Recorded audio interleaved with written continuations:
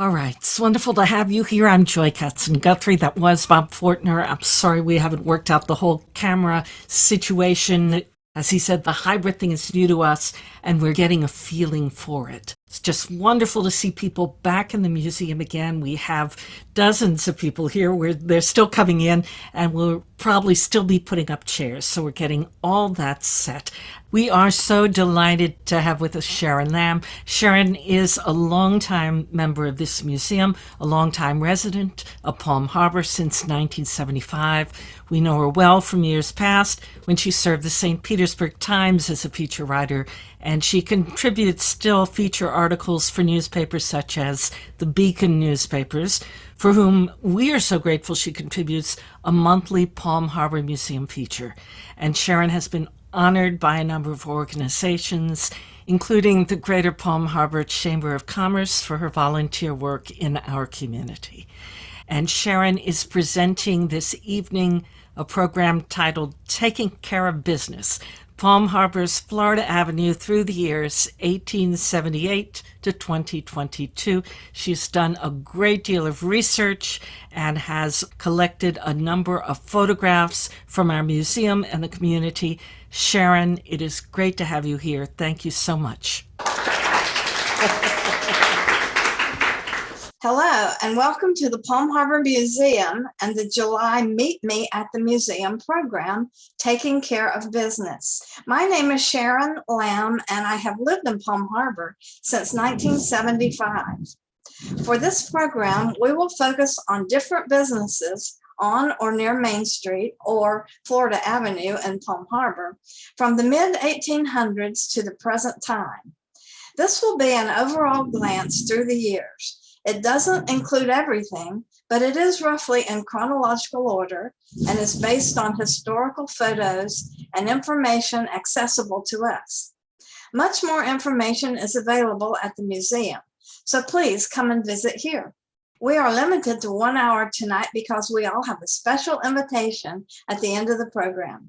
Thank you to Terry Fortner for researching much of this slide presentation. Our sources include the book Around Palm Harbor by Winona Jones, published in 2005, Palm Harbor, Florida, Just a Pleasant Place to Live, a pamphlet published in 1926, Palm Harbor, an historical sketch by historian Michael L. Sanders, published in 1978, A Step Back into Yesteryear, a brief history and pictorial tour of historic Palm Harbor by Nancy Bishop and Reba Sutton, published in 1997, and newspaper articles as cited. We know that native Floridians lived in this region for thousands of years. Freshwater springs and creeks provided drinking water. The land and shore provided sustenance for thriving hunter-gatherer communities. A large village was located in the area where Curlew Road and Alternate 19 now intersect. Fast forward to 1834, when Florida's Territorial Council designated Hillsboro County. This sprawling expanse included not only Pinellas, but also what's now Polk, Manatee, Sarasota, Charlotte, DeSoto, Hardy, and Highlands counties, most of Glades, and part of Lee. Military presence was established with the intention to override any Spanish or Caribbean business interests in our region, to capture escaped slaves, and to force Native Americans onto reservations. There was exclusion and expulsion of Black, Spanish, Cuban, and Native claims to land ownership. The Seminole and Miccosukee people were banished. In 1845, Florida is granted statehood. Increasing numbers of hardy, self-reliant settlers continue to stake out claims, especially in areas where water access affords a means of transportation. And this brings us to the first documented settlers in North Pinellas, around the area we now know as Palm Harbor. Palm Harbor was a pioneer town, a farming center, a developer's dream, a resort town, and a college town, and had 3 names. See if you can remember those 3 names after this presentation. From A Step Back into Yesteryear, we read, many buildings original to Florida Avenue are still present. The Pinellas County overview of old downtown Palm Harbor design guidelines states, downtown Palm Harbor is the oldest commercial district in unincorporated Pinellas County. 1864 is the year of first historic activity. Land was homesteaded by William Lawrence and Julia Holland Thompson. There may have been other folks moving in, but William and Julia fulfilled the requirements and obtained a homestead. Shown here is their log cabin. They cleared land and planted crops, including the first citrus in the Palm Harbor area. By the 1870s, pioneers and homesteaders are establishing themselves. Sawmills and timber cutting, land clearing, and agriculture are the first industries. The federal census and other records reveal the early family names: Thompson, Tenney, Garrison, Whitehurst, Sutton, Myers, Jones, and Nigels. Churches were the first institutions to be founded and played a big role in our community's evolution. In 1869, John Sutton donated land for Curlew Methodist Church. In the winter of 1877, J.C. Craver arrived from Illinois, the first Northerner to permanently settle in this portion of Hillsboro County. He scoped out the area and, aided by the Whitehurst family, settled in at Yellow Bluff, now Ozona. Mr. Craver is often called the father of Palm Harbor because he became the first postmaster. He was a staunch advocate for civic involvement, supporting institutions of public education, and promoting collaborative agricultural pursuits. On December 4th, 1878, Craver was granted a commission for a post office for the community designated Bay St. Joseph. Mail arrived by boat, by horseback, or by stagecoach over rough overland roads. This first post office was located in his home near the present-day intersection of County Road 1 and Tampa Road. Until the 1940s, post offices were wherever the postmaster designated. This was often within a private residence or place of business. Mr. Craver built the structure at 1123 Florida Avenue, later known as the Masonic Lodge, in 1888, and established a mercantile business there. This building survives to the present day. In the 1880s, a settlement takes shape on elevated rolling acres with water access via a bayou. Some astute person decided this location would make an excellent place to build a posh hotel. The Gulf View Hotel was built. Consider the stunning view from the hill, looking west over Sutherland Bayou, as the reason for choosing this location, along with access for the Platt steamship line to deliver customers from Tampa or elsewhere. Agricultural land was located north of what would become the college site. Here is another view of the Gulf View Hotel. Importantly, this location on the shoulders of Pinellas was also near the western terminus in Yellow Bluff for the overland trail to Tampa. Thus it was named Tampa Road. The folks who got behind this enterprise knew that a railroad was in the works. And then Henry Platt's railroad arrived.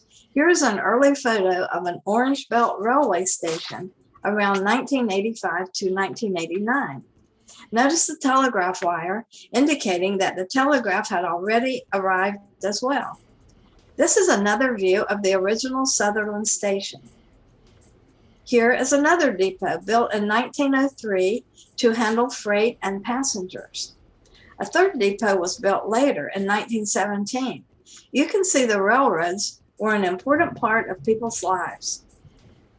Of course, those railroad tracks now make up the Pinellas Trail. After the Gulf View was constructed, Henry Platt financed the building of the San Marino Hotel in 1884 and 85, 10 years prior to building the Bellevue in Clearwater. Mr. Craver moved his post office and mercantile business from his home to 1123 Florida Avenue to be close to this hub of potential commerce. Original aspects of Main Street Palm Harbor seem to be housing and accommodations. A civic meeting referenced in Mr. Craver's diary is the Grange. This is a farmers association organized in 1867 in the United States. The Grange sponsored social activities, community service, and political lobbying. On Main Street, there was a men's barber shop, a post office as part of Craver's General Store, other mercantile locations, a laundry, and a bank. There was a boardwalk dock out to Pig Island, a small island in Sutherland Bayou. Platt's steamship line provided transport to and from Tampa.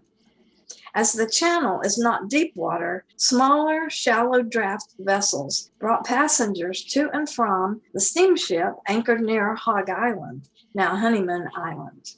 This transport was discontinued when the railroad began to offer passenger service. Newspaper accounts reference the presence of workers in camp and living nearby. This certainly would have been required to support the construction of the San Marino Hotel, and thereafter its upkeep, and service personnel at the hotel opened seasonally and later for the college. Certainly an effort had to be invested to provide the necessary food. The San Marino Hotel burns after its first season by 1887 and is rebuilt. Supposedly, the Duke of Sutherland with Lady Blair attended an opening ball, as well as other dignitaries, including Anson Safford of Tarpon Springs, who had served as third territorial governor of Arizona. Midway Baptist Church was founded in 1882 and is shown here in 1886. The church is now gone, but the cemetery remains. Ozona Baptist and Berea Baptist are descended from this pioneer church. In 1888, a plat map was submitted to the state. Supposedly, Palm Harbor is the first platted or planned community. This map is displayed at the museum. By 1886, Omaha, Nebraska investors, the Southern Land and Development Company, purchased land to develop a resort community. The company designated the names of the boulevards and streets to honor their home states and their home office. Note Omaha, now also called County Road 1, and Nebraska Avenue. In 1888, J.C. Craver applies for and is granted another post office commission under the name of Sutherland, Florida. By the 1890s, schools are established and organizations are founded to foster advancement in agriculture. The bank building at 1026 Florida Avenue remains today. Last used as a restaurant, Peggy O'Neill's, it is vacant at the moment. From a 1996 Tampa Bay Times article, we read, "The two-story building on Florida Avenue is a centerpiece of Palm Harbor's downtown. Erected as a bank about 1890 by Palm Harbor's first developers. It later was the town post office, a restaurant, and Adair's grocery from 1937 to 1980. George and Connie Adair opened the grocery store in the bank building in 1937 and operated it for 43 years until he retired. From A Step Back into Yesteryear, we read, "People went to the store to swap stories, remark on the weather, greet salesmen, watch a frantic world rushing past outside their door." The post office has moved around, having been located in nearly every building along Florida Avenue, until it was finally moved to Alternate 19 at Pennsylvania Avenue, where it remains today. This is the Hill Building at 1001 Omaha Circle, built in 1896 to be a general store facing the three-story San Marino Hotel. Groceries and dry goods were delivered to surrounding homes by wagon. This structure is still in use today. The following information is from A Step Back into Yesteryear. The Hill Building is named after a gentleman named Redden B. Hill, who came to live here in 1896. Originally from Georgia, He settled first in Lafayette County, Florida, where he served as a circuit judge. Mr. Hill constructed the building to face the then-standing San Marino Hotel. He opened a general store that offered delivery services, mostly to rural areas. Once a week, Mr. Hill would hitch up his horses to his wagon and make his deliveries of groceries and dry goods. If it rained, it is reported that he used his surrey to make deliveries because back then, the roads were all dirt or shell. A surrey is a type of light wagon that has 4 wheels, a fringed top, and 2 or 4 seats facing forward. Mr. Hill had his nephew Mortimer working for him at the store, and he took it over when Mr. Hill left the area in 1921, after the fire destroyed one of the main sources of the grocery store's income, the Southern College campus. Mr. Hill, along with his wife, sold his home and moved back to northern Florida, where he died in 1923. Through the years, the building served as a grocery store, site of voter registration twice, feed store, fabric store, roofing business, antique store, art gallery, and professional offices. When Geographic Solutions took over the Hill building, renovations took 6 months and cost about $100,000. The renovations were looked upon as a very positive event by the former Palm Harbor Historical Society's president, the late Winona Jones. There's a plaque on the building that denotes the Hill building and is a reminder of its humble beginnings in 1896. Mr. Hill might have left a floundering business behind when he moved in 1921, but more than likely, even he could not have imagined the scope of businesses that have operated there or the longevity of the structure. In the early 1900s, community members advocate to the Florida Methodist Conference to take over the San Marino. Since 1852, the Methodists had operated a Florida college that changed locations and names frequently, operating at Micanopy, Orlando, and Leesburg before coming to Sutherland. Even here, it changed names twice in 23 years, starting in 1901 as the Florida Seminary, and then changing in 1906 to Southern College. Students frequently call the school Sutherland after the town. Southern College, or Sutherland College was at the time the southernmost college in the United States. Here is another view to the bayou from College Hill. In 1902, a Methodist church was founded and met on campus. The Durrance Building at 1219 Florida Avenue was built as a family home around the turn of the century by a Mr. Harmon. This structure became home for the Reverend and Mrs. Bell Durrance. Beginning in 1920, after J.C. Craver died, the post office was located here. Gerald Durrance, the son of Reverend and Mrs. Durrance, served as postmaster. By 1926, the building became the offices for the Palm Harbor Development Company.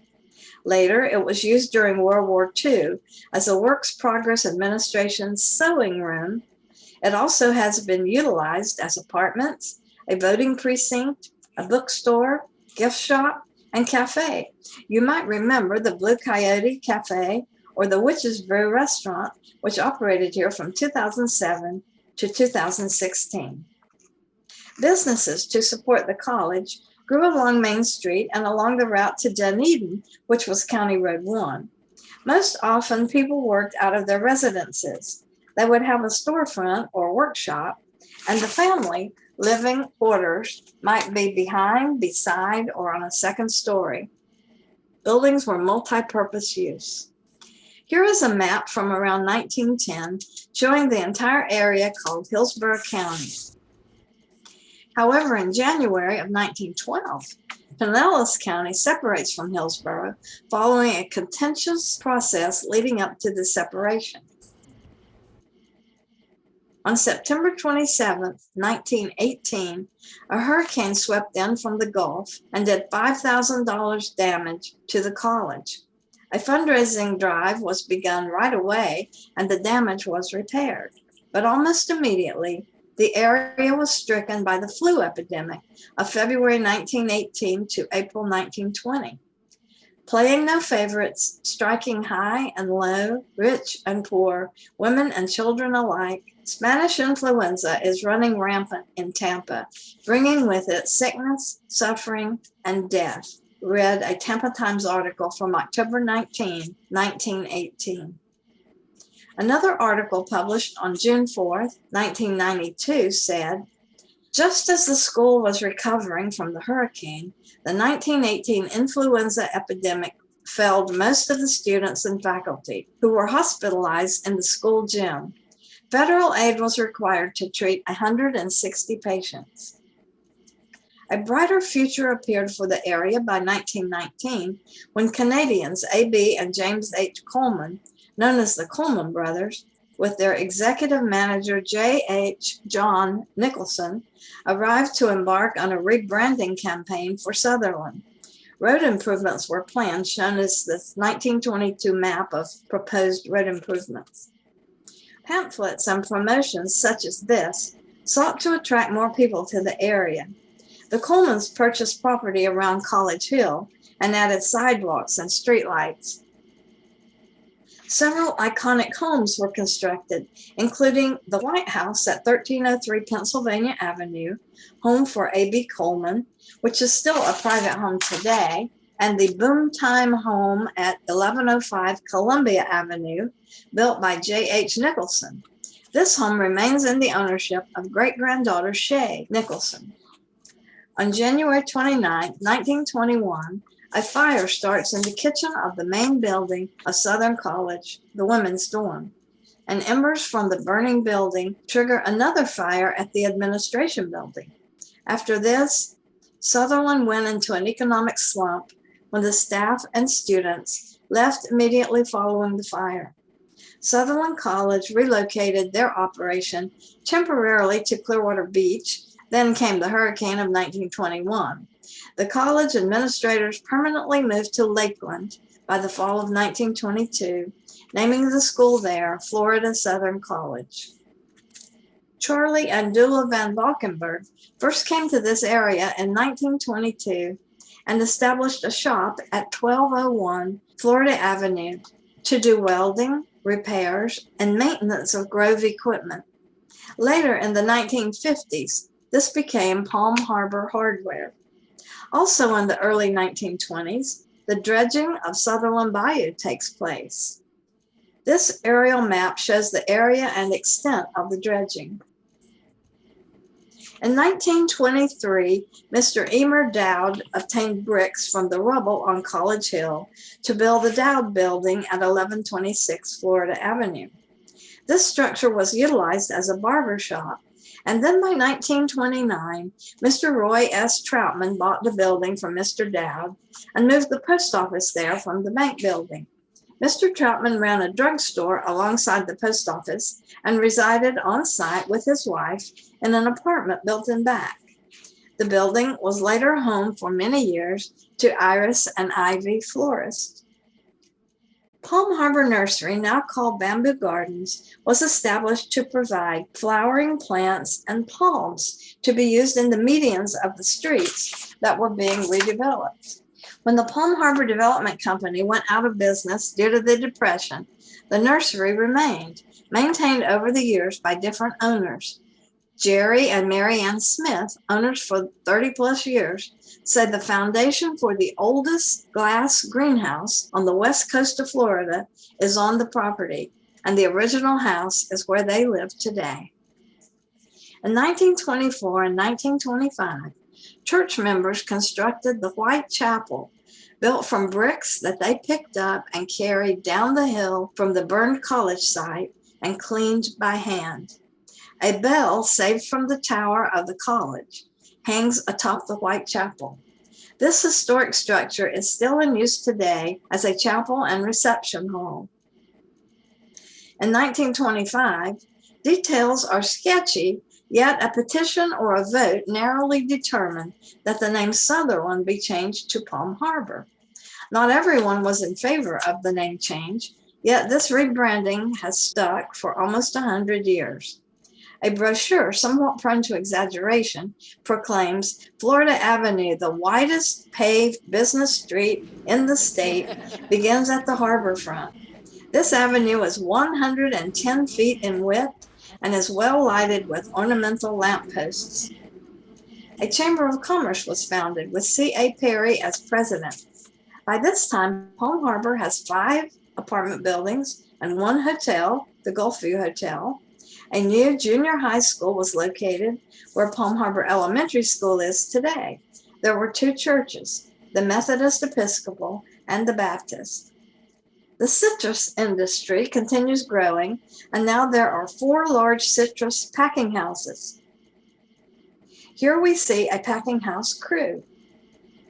A lumber company also was situated along the main Atlantic Coastline Railroad, and another packing house. The Walters were a local family that operated a trucking fleet to haul fruit from local groves to the Palm Harbor Citrus Packing House. Citrus was going strong, judging by Walter's huge trucking fleet shown here.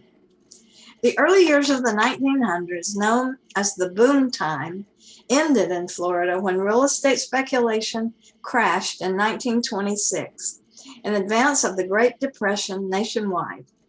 Economic hardship and poverty were widespread and affected virtually everyone, as there was little money in circulation.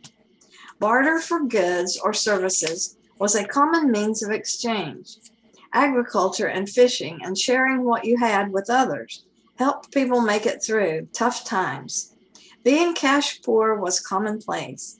People made what they needed and made do with items like clothing, furniture, boats, houses, and tools. By 1929, Mr. Immer Doud was constructing a second barber shop next door to the first barber shop, which he had sold to Mr. Troutman. This structure, still standing today, is unusual in our Main Street overview. It was built to be a barber shop and has remained a barber shop for more than 90 years, and the post office was never located here. Here's a photo taken in the 1930s at the intersection of Florida Avenue and Omaha Street looking west. The Depression was a hard time. Local young men went to serve in the Civilian Conservation Corps. Fathers joined in the Works Progress Administration. The overpass at Wall Springs is an example of local projects completed through public works programs. It was a bleak decade for groves and packing houses.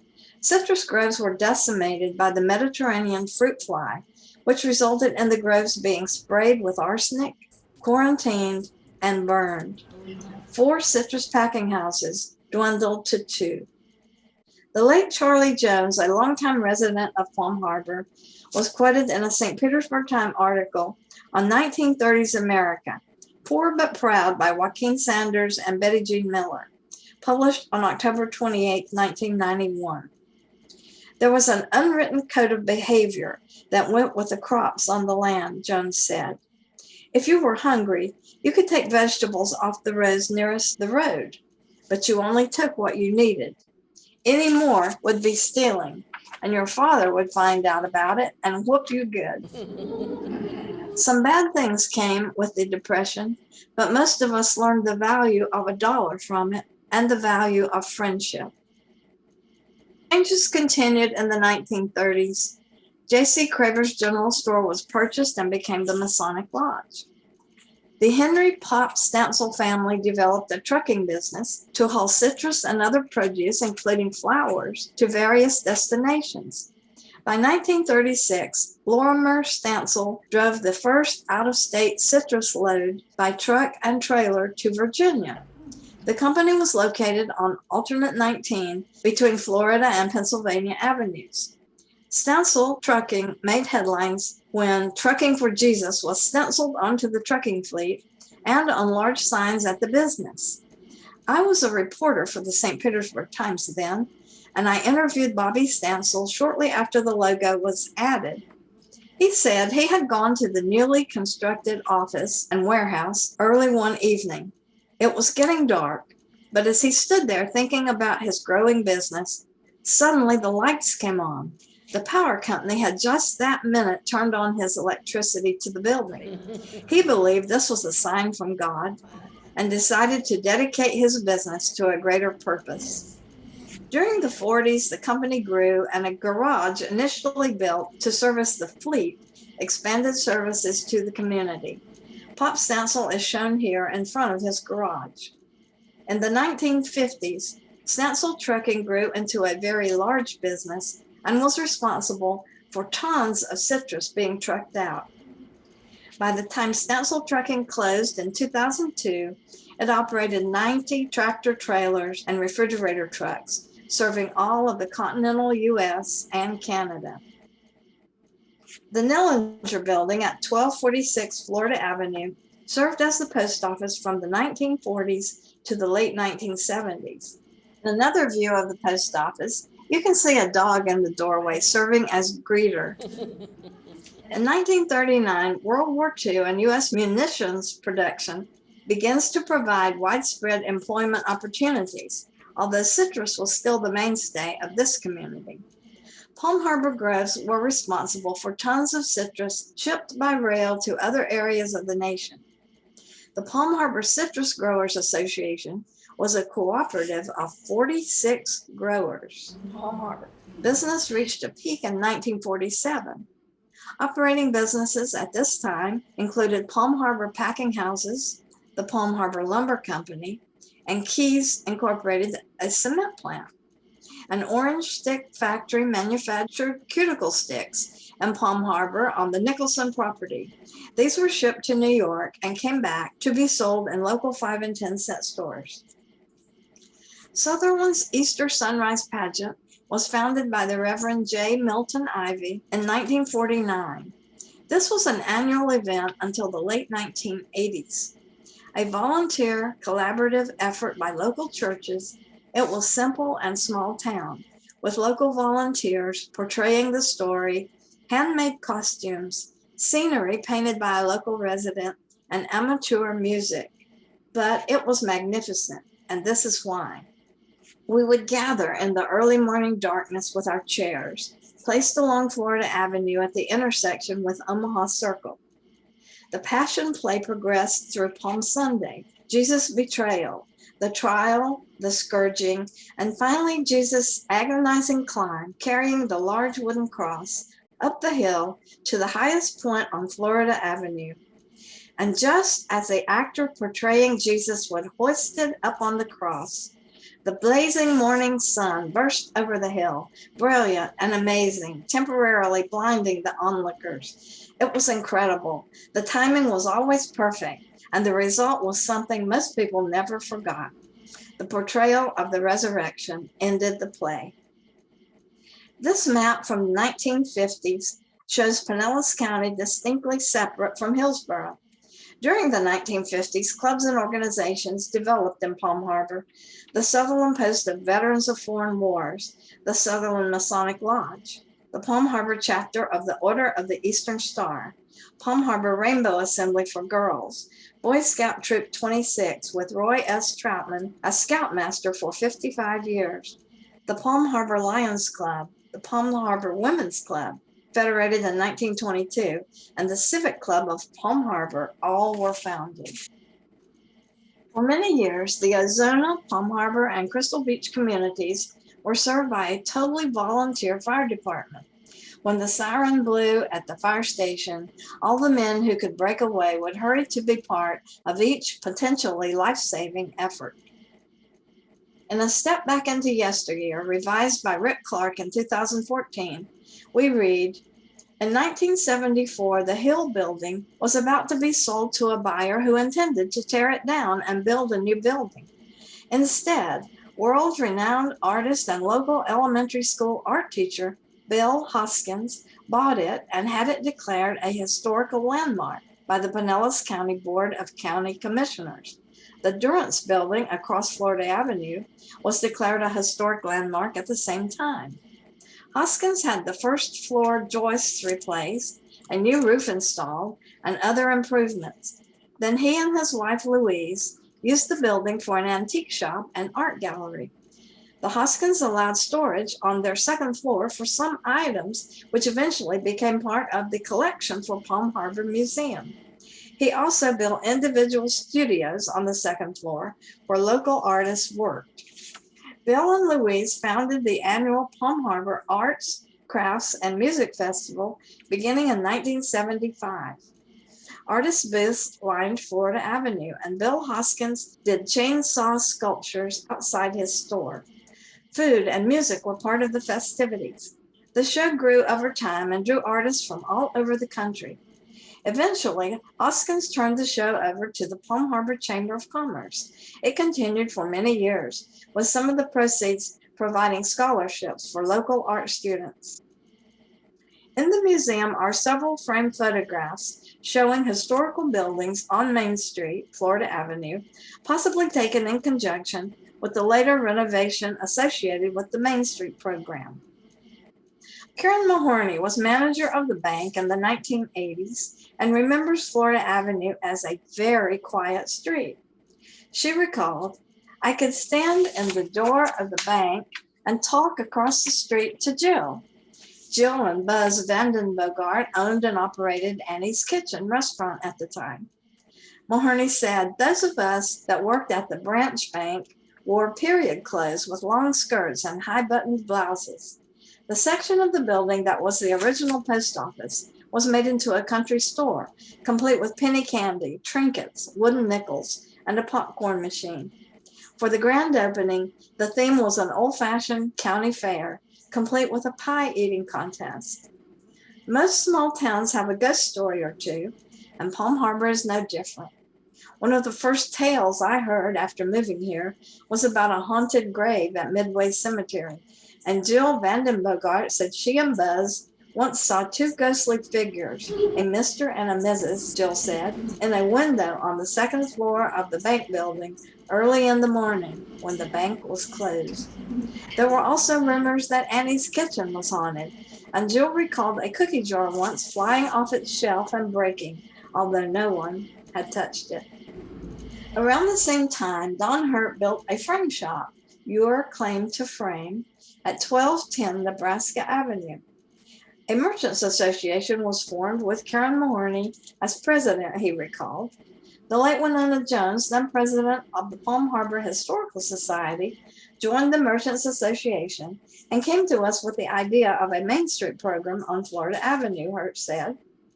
The National Main Street Project began in 1977 with 3 towns.